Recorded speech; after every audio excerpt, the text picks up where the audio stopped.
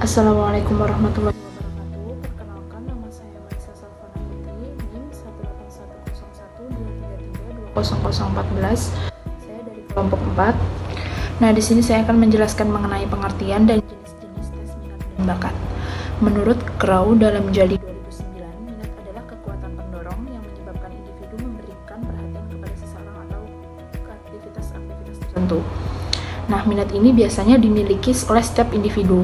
Minat sendiri adalah keinginan ingin mengetahui sesuatu atau ingin mencoba sesuatu hal yang baru. Nah, sedangkan menurut Wilford, bakat adalah sebagai kemampuan kinerja yang mencakup dimensi perseptual, psikomotor, dan intelektual. Bakat sendiri adalah suatu kelebihan yang dimiliki oleh individu. Nah, bakat sendiri bisa diturunkan oleh orang tuanya. Contoh, apabila orang tuanya bakat dalam menyanyi, pasti kurang lebih anaknya akan memiliki bakat menyanyi juga.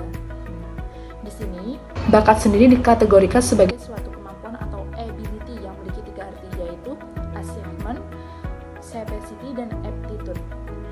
Saya akan menjelaskan mengenai achievement. Achievement sendiri merupakan kemampuan aktual yang dapat diukur dengan menggunakan alat tertentu. Nah, untuk capacity merupakan kemampuan potensial yang dapat diukur secara tidak langsung melalui pengukuran kecakapan individu tersebut, di mana kecakapan itu berkembang dari perpaduan antara dasar dengan latihan yang intensif dan pengalaman. Nah, keseluruhan kemampuan intelektual yang dimiliki seseorang tersebut. Untuk aptitude, yaitu kualitas pada diri individu yang hanya dapat diukur dengan menggunakan alat tes khusus yang sengaja dibuat untuk mengungkap kemampuan dari individu tersebut. Nah, menurut Koni Semiawan dalam Sukardi 2003-106, bakat sebagai aptitude yang biasanya diartikan sebagai kemampuan bawaan yang merupakan potensi atau potential ability yang masih perlu dikembangkan atau dilatih kembali. Ya, sekian, terima kasih. Untuk materi selanjutnya akan dijelaskan oleh teman saya. Assalamualaikum warahmatullahi wabarakatuh. Perkenalkan, nama saya Wulan Sahdini, 181012333200.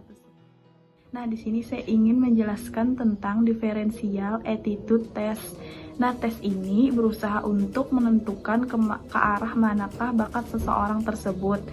Dari hasil tes tersebut dapat diperoleh skor seseorang masing-masing. Antara lain, tesnya ada tes kemampuan verbal sebagai kemampuan memberikan pengertian hal bahasa dengan tujuan mengetahui seberapa jauh seseorang dapat mengerti ide-ide dan konsep-konsep yang dinyatakan dalam bentuk kata-kata.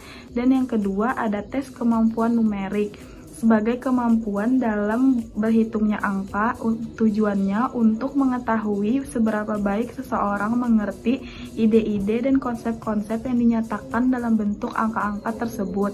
Dan yang ketiga ada tes penalaran.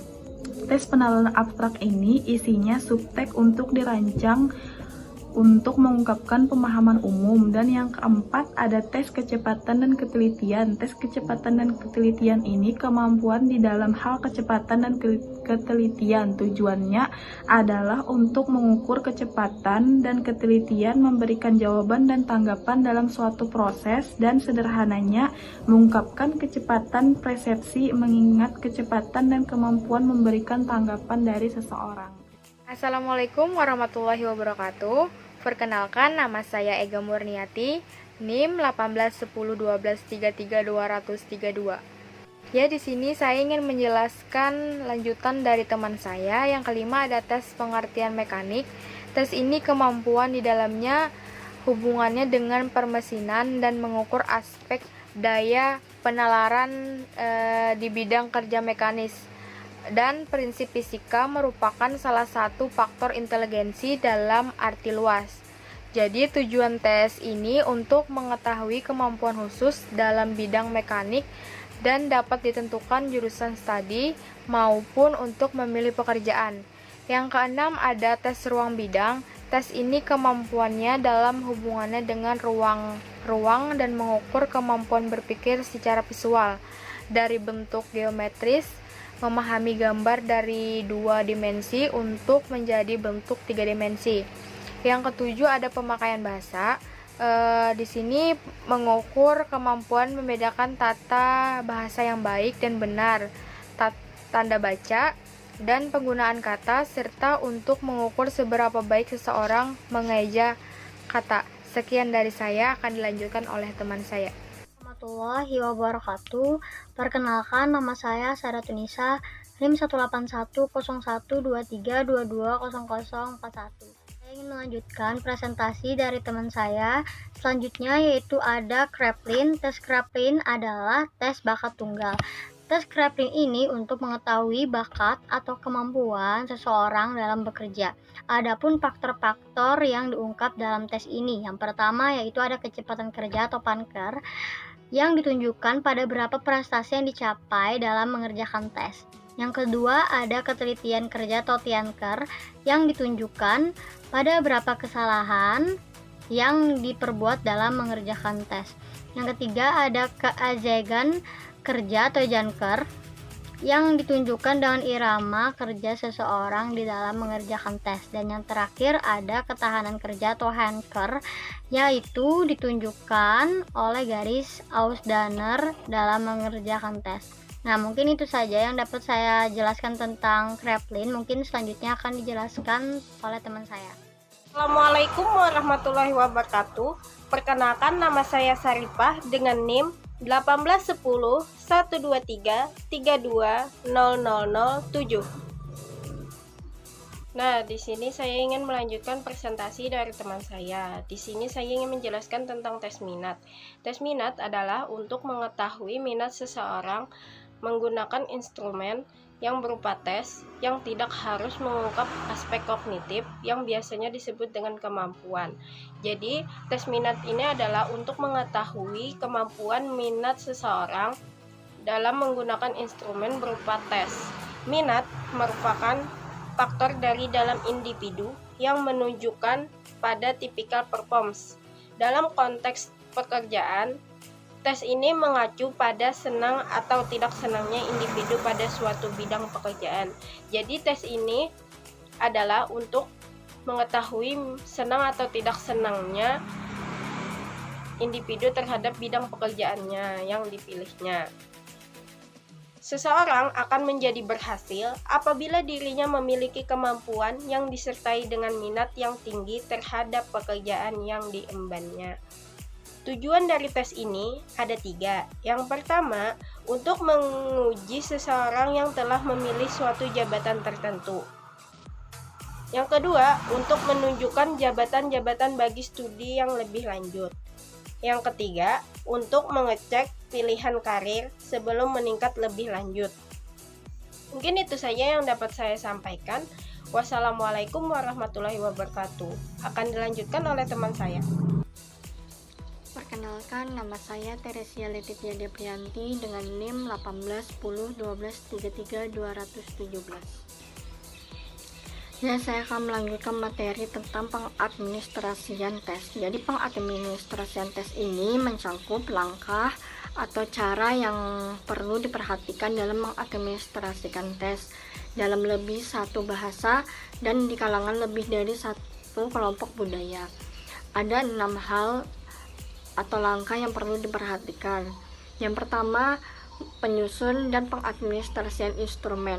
Ini harus dilakukan mengantisipasi jenis-jenis masalah yang mungkin muncul, melakukan tindakan yang diperlukan untuk mengatasi masalah-masalah tersebut.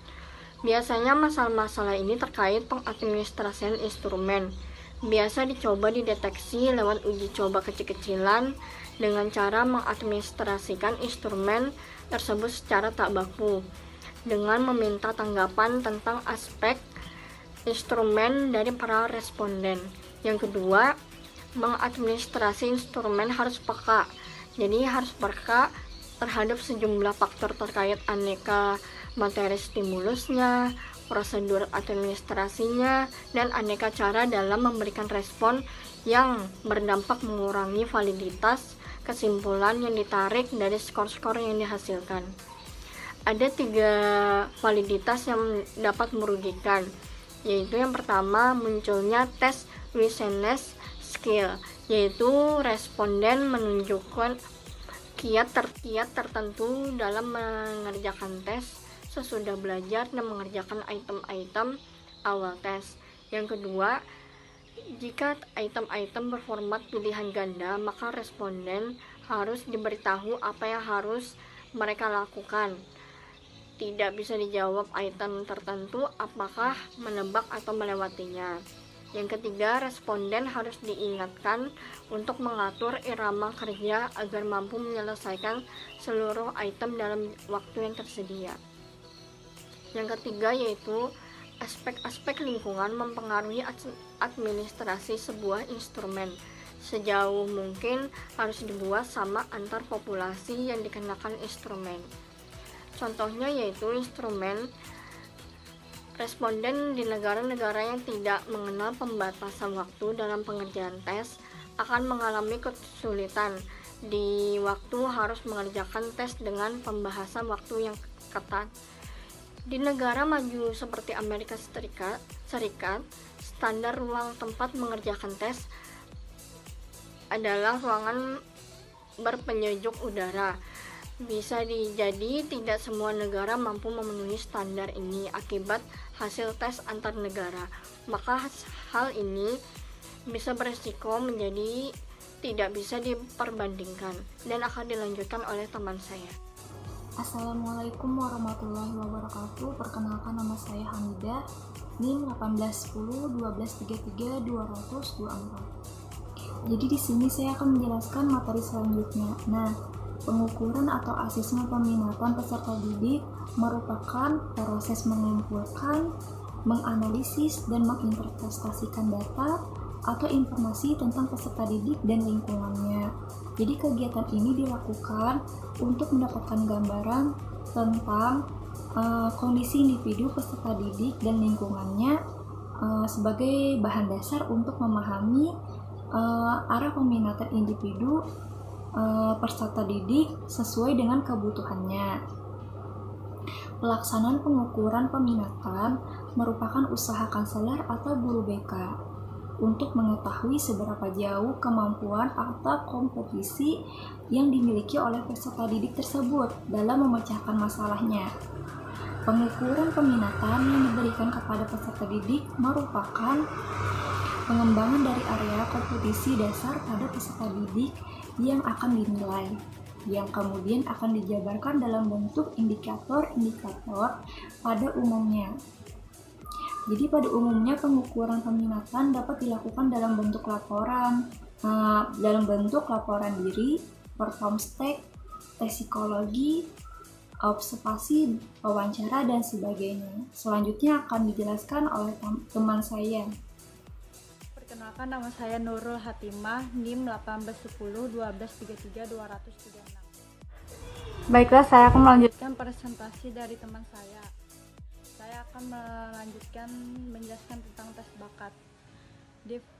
Tes bakat Differential Aptitude Test atau DAT. Tes disusun oleh Georgi Kabinet, Holland G. Siersor, dan Alexander G. Westman.